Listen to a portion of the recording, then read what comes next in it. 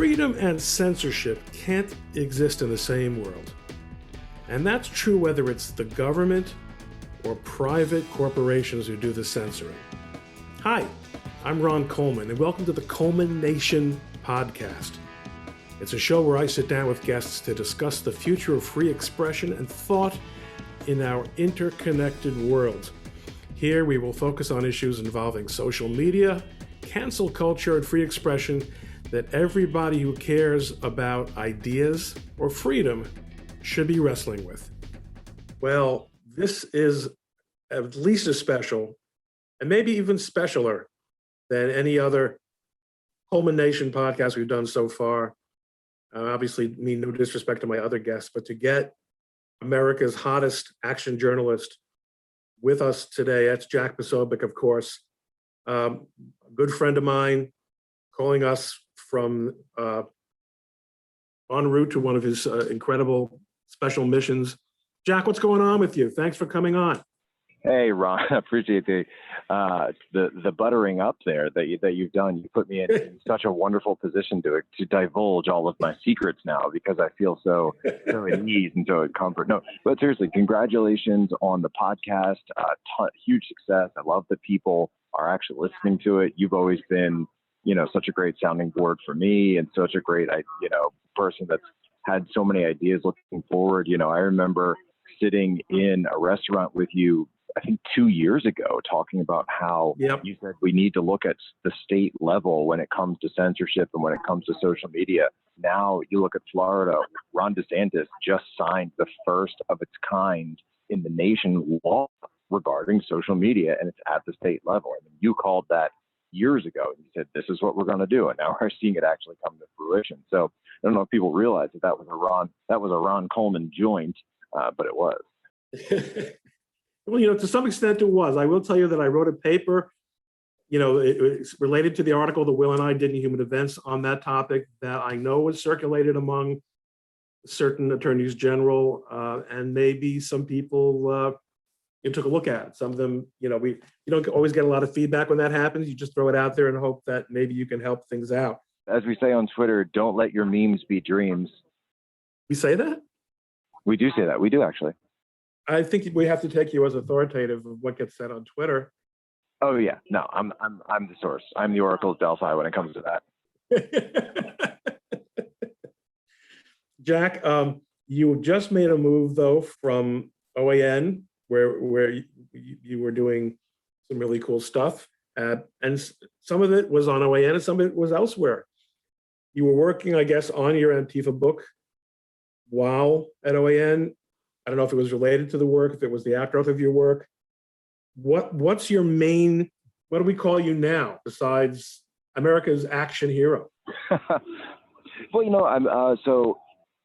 we did make the announcement a couple of days ago, but it is official. So I'm going to be moving to Human Events as the senior editor over there. So working with Will Chamberlain, working with the whole team, Jeff Webb, Brett Hamachek, and a few others that we're bringing together, really looking to take that brand of Human Events that had been sort of this incredible cultural and conservative flagship for so many years, to kind of resurrect it, bring it up, bring it forward. So Will's done a lot of work on that already. A lot of people have been putting in the time on that. We're going to take it to the next level and start churning out op-eds and news, as well as breaking news. We actually just right out of the gate broke that story about the State Department planning to fly the BLM banner throughout, essentially the world at many of our embassies and diplomatic posts around the world. So we broke that story. Tucker Carlson was able to cover it the very next day. The day it actually came out. So before it actually happened, and then the next day was the anniversary of George Floyd. So they're flying that everywhere. So we're taking our sources, we're taking our reports, we're taking our scoops, we're taking it all to the next level. And with Human Events, I'm just very excited to be part of such a storied organization with the amount of history they have. I think the catchphrase I'm supposed to say is, it was Ronald Reagan's favorite magazine. And it's actually true. It actually was. It was the one where, that was sort of the conservative, grassrootsy kind of magazine where, the Bush and everybody from, H.W. Bush and his sort of like neoconservative coterie would always try to prevent Reagan from reading Human Events because they knew that he was an actual conservative we get an actual conservative opinion if you went there. Yes, I remember those days, Jack. I was actually there, not anywhere near Reagan, of course. I was in high school, but I do remember those days. And I do love what you guys are doing, and I have had the privilege of running a couple pieces in human events, and my better half has run even more than I have. And another one is coming out, I think, over the weekend. I'm the talker, she's the writer. But we are happy to be part of the Human Events family. This is not a Human Events sponsored podcast, however. Not that we wouldn't consider it, but well, we'll all be in the same gulags eventually. That's probably the best way to put it. Well, that's we always say that, but that's the one thing we won't get. Right. They're not going to let us hang out together. But in any event, we're having as much fun as we I think possibly can. And as David Letterman, before he completely lost his mind, used to say back in those same days, we're probably having more fun than humans should be allowed with this stuff. You've got to have a sense of humor about some of this. It may be a dark humor, it may be a gallows humor. Having been in the military, you pick up a little bit of that, because when you're dealing with some of these topics, and when you're looking at groups like Antifa, when you're looking at threats to freedom of speech, you could go nuts when you're tracking some of the stuff we do on day in, day out basis. So the really only way to deal with it, just mentally, emotionally, spiritually, is to keep a kind of sense of humor from it. Well, I'll tell you, you've been very kind here, because you picked up my attempt to segue and helped it out. But now I'm going to go and hit another hyperlink before we go to that segue, which is, speaking of humor, I put a couple bucks into your Agent Poso comic, back, I guess it was last year. Oh yeah. And when it came out, it got sent to me, and I put it aside. I said, I'm gonna have to look at this. And I wasn't really dying to look at it. I said, listen, Jack is building some kind of brand. I don't know what he's doing here, but all right. Eventually I got bored enough with those really thick books that are always shown behind me in the pictures, and said, okay, let's look at Jack's comic. And it was so funny. I just did not, first of all, I didn't know that you were working with DC Drano on it, that he was your sidekick.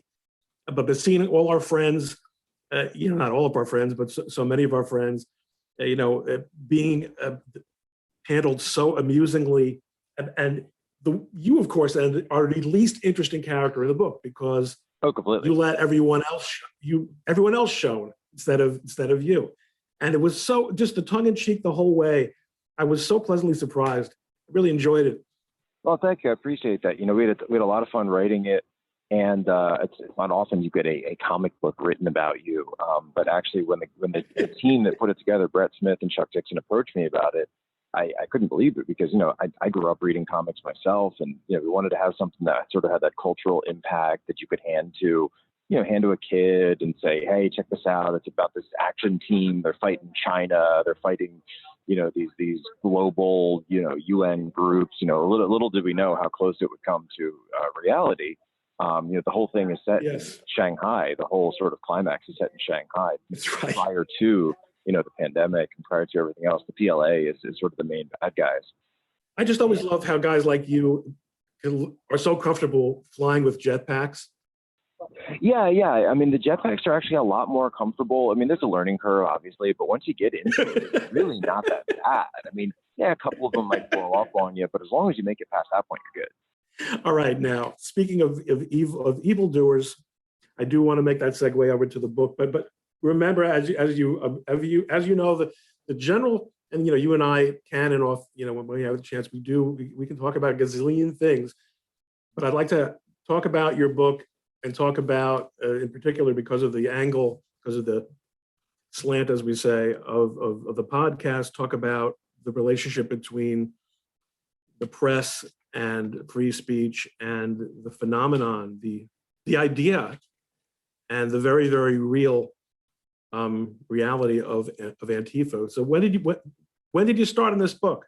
Well, it's interesting, because the book and it just came out. It's at antifabook.com. People can see it there. We've got numerous places for people to go. Amazon's trying to not let people buy it right now, which is the thing that we're looking into, but they keep saying it's out of stock, and we're like, no, we have plenty of stock. What are you doing? And So a lot of it comes from my own writing, my own notes that go all the way back to 2016, actually. And some of the first instances that I crossed paths with these guys when I was infiltrating their meetings back in a church basement, literally basement in Washington, D.C., just going in, and before I was kind of a known quantity, just walking around and seeing what was up. And, of course, little did I know that they had my name already up on one of their posters about somebody they wanted to go after. But, and so we tell those stories of the infiltrations. We tell the story of when they attacked the President Trump's inauguration in 2017 January, that nobody really talks about anymore. So many of these stories that nobody talk about, so all the way up through the infiltration of Chaz in 2020, so that Capitol Hill Autonomous Zone out in Seattle, the sights, the sounds, the smells of Chaz, and the denizens of that dark area. But really what we get into as well, not only from the sort of on the ground, on the streets scenes with I really try to put people right in the, first person perspective of what it was like to go through all of these different events, times where they attacked my family, times where I saw them attacking other people. But we take a step back and we look at the dark money networks, the funding that goes to these guys, and what I really call the cornucopia of corruption, involving not only the funding that goes into them from some very big name, well-named foundations, but also the media tacit endorsement of these groups, the way that social media does not crack down on them, allows them to operate with complete impunity. And we open the entire book with actually the conversations between then President Donald Trump and FBI Director Chris Wray right in the Oval Office, arguing with each other across the resolution whether or not the FBI should be going after Antifa. So FBI Director Wray didn't seem all that interested in the topic of Antifa. Well, FBI Director Wray is sitting across from the Resolute desk and saying, you know what, Mr. President, we don't go after ideologies, but if something specific happens, we'll be sure to go really hard against them. But at the same time, that was every single night something was going on, night after night, for 52 nights in the city of Seattle, New York, Washington, D.C. All right, we saw this again and again. And what we've done in the book is we've actually outlined, people can see it at antifabook.com, an entire timeline. It's the entire Summer of Rage of 2020. Date, time, location, event, a link to the local news source where we got it from, where every single one of these events, starting with George Floyd all the way through, that people can see, that you can point to, because the media has memory hold so much of this. When you look at 2020, they never talk about it, but we know that it was the largest violence in terms of the insurance money that was declared, the most extensive damage that was done in civil riots in United States history. So all that's going on, and before we get to the media memory holding it, let me just ask you, as someone who has some experience with the government and who's been working and living in DC now for a while, what's the deal with Ray? I mean, how does he do that? How does he pull that off? How does he have the audacity? I mean, just as a man, is he in denial? Is he just in this incredible level of denial? Is he, a plant or something? What's your take on it? My take on it, and I do say this in the book, is I don't necessarily think that he is a plant. I think he is just part of the Washington, D.C. apparatus. He's part of that bureaucratic sphere. He's part of that bubble, the D.C. bubble, the Beltway bubble, whatever you want to call it. In the same way that Dr. Fauci is, right? I don't think that these people realize the extent of their disservice to the American people. I think that they live in this Beltway blob. They don't come out of it. They don't actually look at the fruits of their labor, or the lack thereof in this case. I think that they care more about, they put their interest in the institutions over the interests of the country.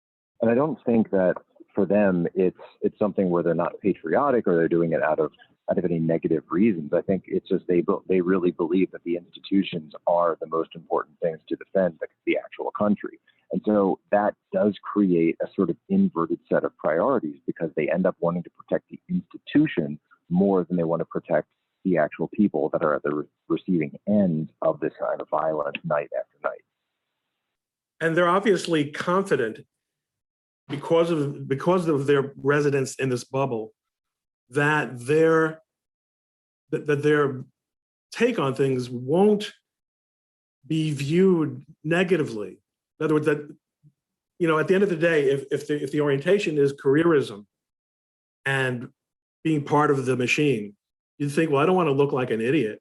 I don't want to pretend that what everyone who's on Twitter knows. I'm the FBI director, so I obviously don't rely just on CNN and NBC for my news, right?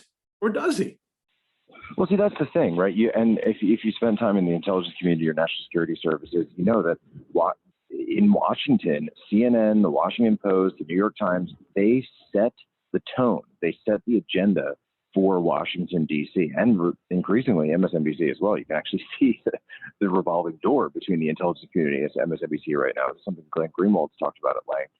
But it's really something where they get their worldview set for them from these media outlets, and then they show up for work at FBI, at CIA, wherever you are, DIA, and you're getting your information, but you're already putting it up against the mental framework that's been given to you, that worldview that's been handed to you by these legacy media outlets. So since they're setting the frame, that's where you get the one I remember specifically was Benghazi, where, you were hearing from the president and you're hearing from all of his sort of supporters that, oh, this was just a YouTube video. It's just a YouTube video, right? 2 months before the election in 2012, this massive attack, the assassination of the ambassador. Well, it was a response to a YouTube video. Because the protest that got out of hand.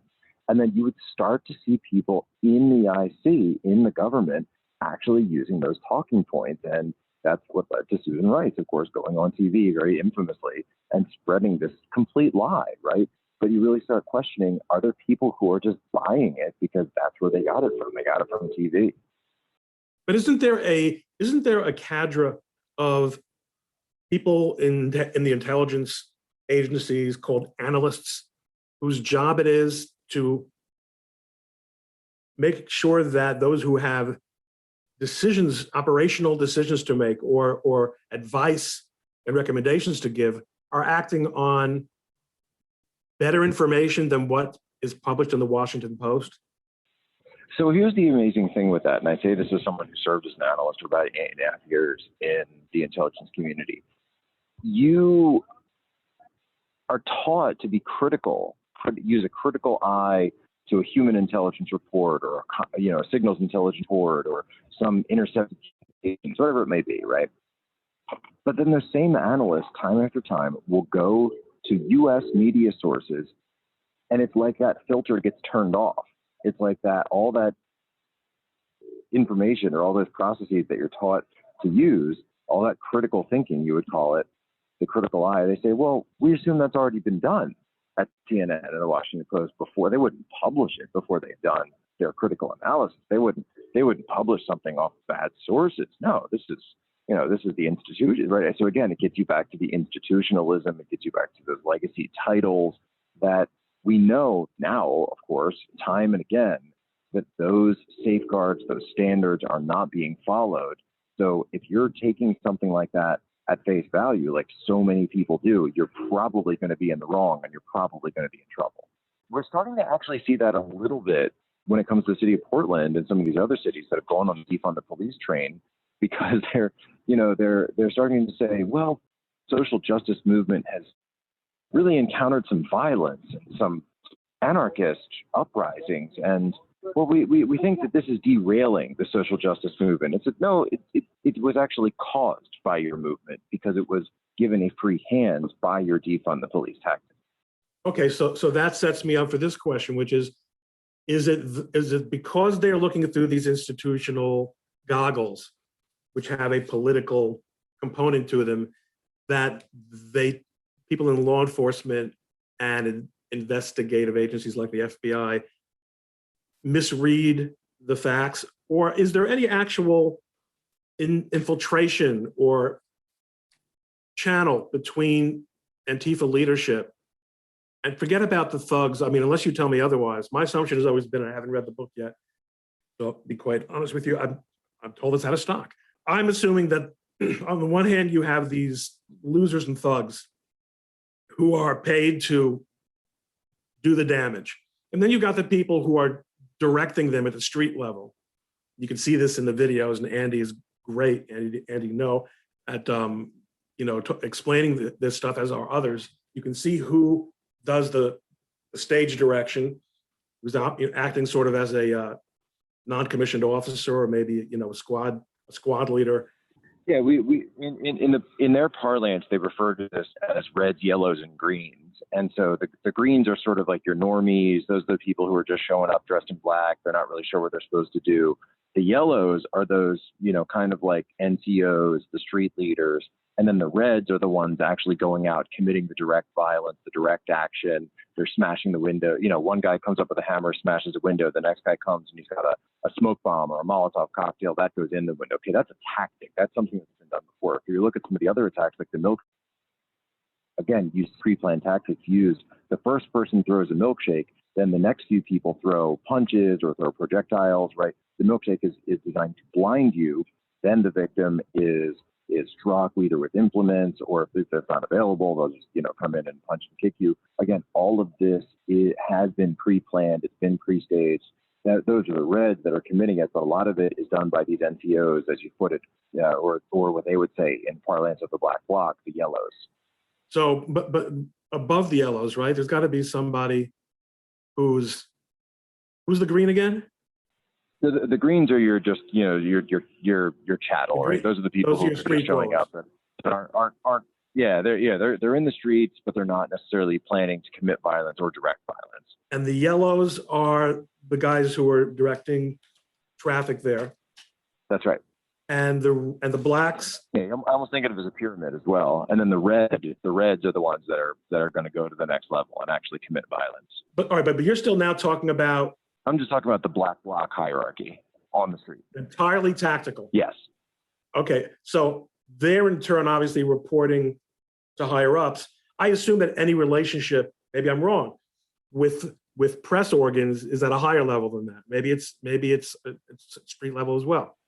So you see relationship with press at the street level in terms of, and I talk about Julio Rojas, I talk about others that have reported on this, where you have these press that are seen as sort of fellow travelers, and then they become known quantities in some of these areas where they have more hardened cadre of Antifa. Like Portland is a great example of this, DC increasingly, New York as well, where you have press that are known to be sympathetic, or the term fellow travelers is something that kind of comes Sure. up, where they take a step away. They're a step removed from the actual activity, but they're the same guys who show up again and again. They sort of use the same language. They use the same terminology. They'll use phrases like. So they're using terminology. Jack's fellow travelers. You all know. This is the language of Communist Party cells from the 1930s and 40s and 50s. Oh yes, very much so.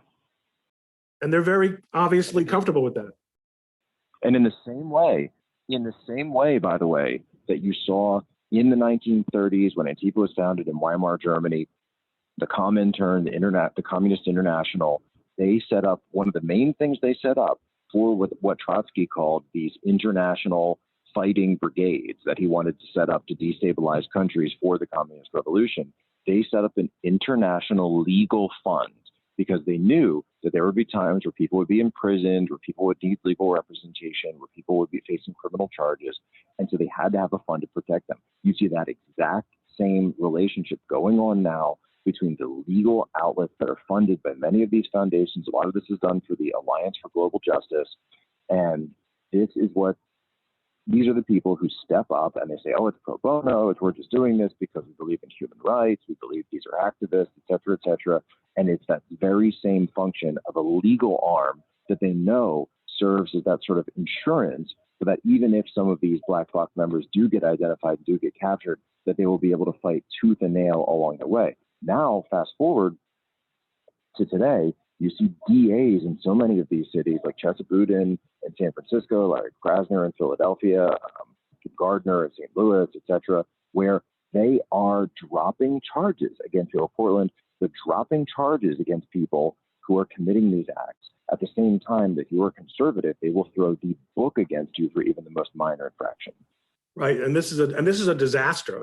This is a disaster, and all credit in the world to whoever's funding it. People often associated with George Soros.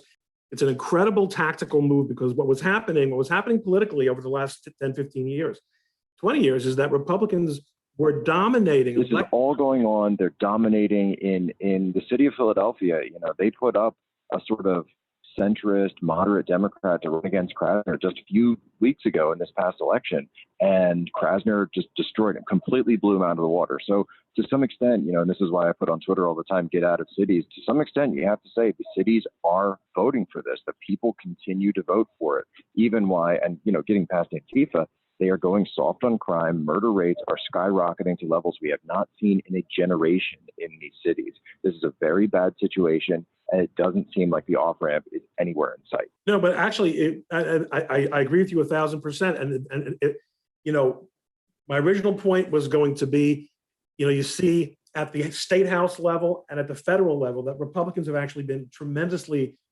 successful, notwithstanding the spin, the narrative, oh, Trump destroyed the Republic. The fact is, Republicans have been electorally successful at the state and federal level. So what they focused on were two things: city councils and district attorneys and attorneys general. And because those are the guys who you can pass all the laws in the world. These are the guys who decide incredibly whether they will enforce them or not. That's exactly right. So now let me segue from that, Jack, from the narrative creation that you were just talking about to the narrative suppression, because that's a little bit kind of my special interest here. To what extent, I mean, you think there would be, and you've worked as a journalist, you still do, there's always an incentive, even, look, remember, it's easy to forget that the Bill Clinton's affair in the Oval Office with that charming young lady was not only broken by the New York Times. Well, if it wasn't broken by the New York Times, it was certainly prosecuted by the New York Times. A democratic organ, even then, obviously. There's always an incentive within the journalism community, even if they are, to a large extent, a block today of liberals and Democrats, to get the story that others are ignoring, because that gets you circulation, that gets you Pulitzers. What has happened to destroy that incentive? Why are there no defectors from the group narrative? So what's happened with a lot of these legacy media, it's pretty simple, and it's something that's been going on for about 15 years now in the industry, is because of the bifurcation of media and really the decentralization, balkanization of media in the space through the rise of the internet. You've got people now who are self-selecting media. You've got a huge rise of independent media. People have more options than ever to get their news, to get their options other than news to get out there, right? It's not 3, 6, and 10 anymore the way it used to be in the 90s and prior. So with that, you've got these outlets having to make a choice. Do they want to try to be standing up for the truth for all people and be those arbiters of, in the past that they had of, as you say, chasing the story no matter where it leads, or do they want to play their audience? And that's what they're doing. They have made their choice. They are chasing an audience. They are chasing clicks and retweets. They will, and this is why you see, by the way, Rachel Maddow has made an entire industry out of this, a cottage industry of the quote unquote get Trump narrative, right? It doesn't even matter what Trump narrative of the day is. There was, first it was Russia, then Russia went away, then it became Ukraine, then Ukraine went away, then it became the election went away, and I believe now they're settling on one of his Westchester estates and something about the taxes, and it's not the federal government anymore, but it's Cy Vance.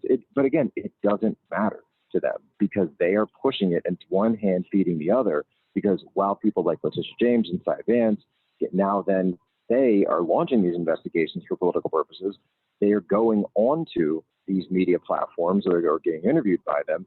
And the same way, they build up their profiles as the media builds up their circulation.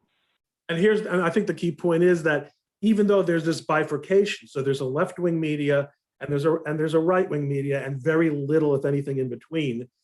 The left-wing media is made up almost entirely of what I described, based on where I come from as a trademark lawyer, as legacy brands with all this great brand equity. So even though the New York Times is vastly inferior as a journalism source to, let's say the Epoch Times, let's just say the Epoch Times. The vast majority of Americans who are not as active on the internet or who are not aware of this bifurcation, they're investing their credibility with the equity brands because that's what you do with equity. They assume that it's still the New York Times that still kind of wants to get the story straight. And when those brands see a threat, as they did when you were at OAN, they tried to bring you down. A campaign has begun against individuals who are considered to be potential thought leaders or publications, whether it's OAN or Human Events. And if you see how Human Events is referred to on the internet by leftists, it's a right-wing radical rag. Whatever the case may be, that's the narrative, and it's picked up in turn. It's cycled back into the echo chambers that affect the legacy media figures.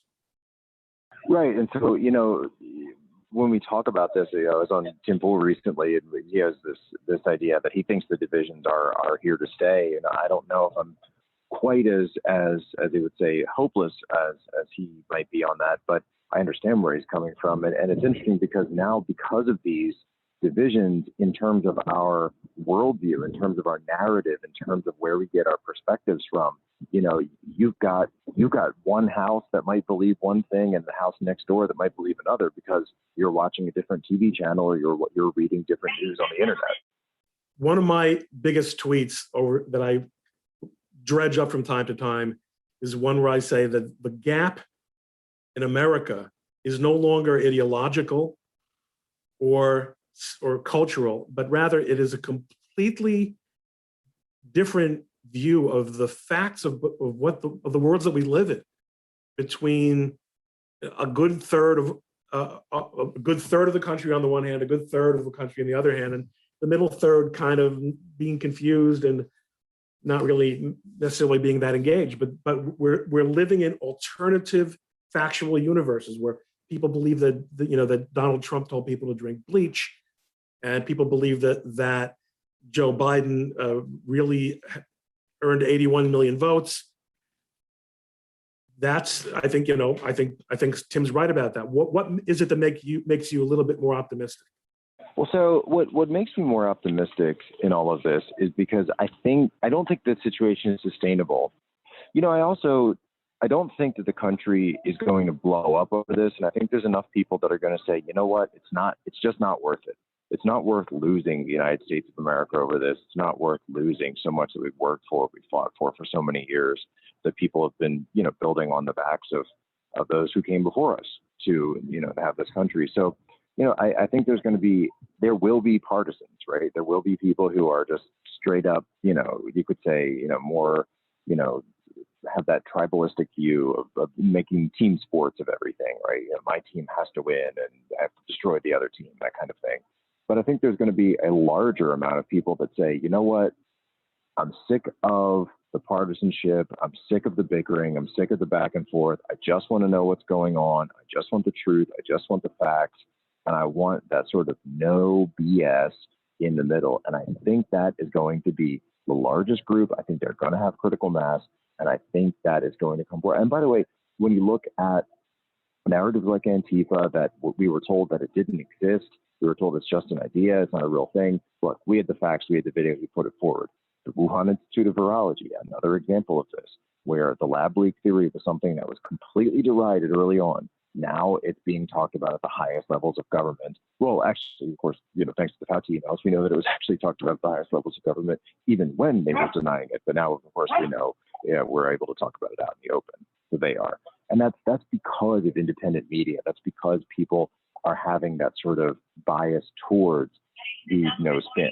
And so I think that because of the rise of independent media and, and you're seeing actually a lot more discipline from independent media. And certainly, there was I think when independent media first started, there was a tendency toward saying the biggest, boldest thing to get the most retweets, the most eyeballs, the most attention, but then realizing that with more discipline, and more responsibility, you will over time get more attention because you're telling the truth and you're doing so in a consistent manner. Regardless of whether or not that's something your audience wants to hear, they're going to develop that level of trust with them. And it may not be necessarily in terms of institutions. It's going to be more in line with individuals.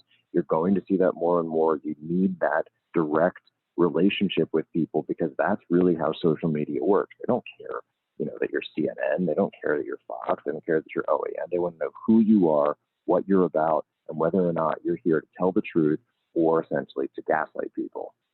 I think you're right. And I think you make it, your point is, guess what? At the end of the day, we are discussing the Wuhan Lab.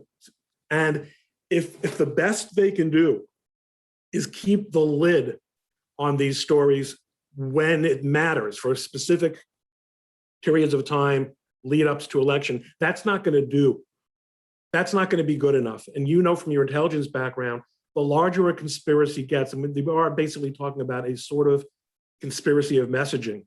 The larger a conspiracy gets, on the one hand, the more effectual it might be in its execution, but the higher the likelihood that it's going to fall apart by virtue of detection or leaks. And that, I think, is what's going to really happen here.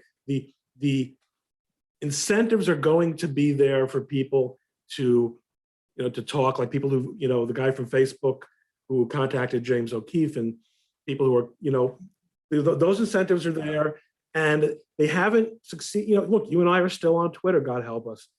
And podcasts, they just can't, and they're not really even trying to monitor the podcast. I think we're not at that stage of totalitarianism that a lot of people feel that we are. As long as what you have to do, though, is divert your look away from this, basically what is the state media, towards reality. And at the bottom line, to kind of go back, I'm not going to say circle back, but, to go back to just, the topic of the book, at this point, because of what independent media has done, because of the work they put together, the journalism, and that the videos that they've been able to find night after night and being able to spread it out, if you are someone who goes out there and says Antifa is just an idea, you sound like a lunatic right now. You're right. You're 100% right. And you just sound like a lunatic. With God's help, that's going to continue, and we're going to get through this. Jack, I cannot tell you how grateful I am for you taking time to talk with me and my many, many thousands, if you gather them all the time, any given moment, of listeners. It's, antifabook.com. Antifabook.com. Yes, antifabook.com. That's going to be the place to go to find out where it's in stock, where you can get it. And of course, Jack, if you mention ColemanNation podcast, Jack will personally autograph not only the front cover, but page 74 of the book, just for being a ColemanNation. Folks, let's get it done. Oh, no, that was my pillow. I'm sorry. I was thinking of my pillow. It's completely different. Well, when you got your head in the clouds, you might as well be dreaming on top of a My Pillow with promo code POSO. All right, Jack. Thanks for everything. We'll talk soon. Thanks so much, Ron. Thanks so much, ColemanNation. See ya. Hey, thank you for listening to the ColemanNation podcast. Don't forget to subscribe on Apple Podcasts or your favorite podcast app. If you like the show, please rate it 5 stars and leave a review. For more information, please visit the show's website at coleman-nation.com. That's coleman-nation.com. Or you can visit my blog at likelihoodofconfusion.com. Join us next time on the ColemanNation podcast and have a great day.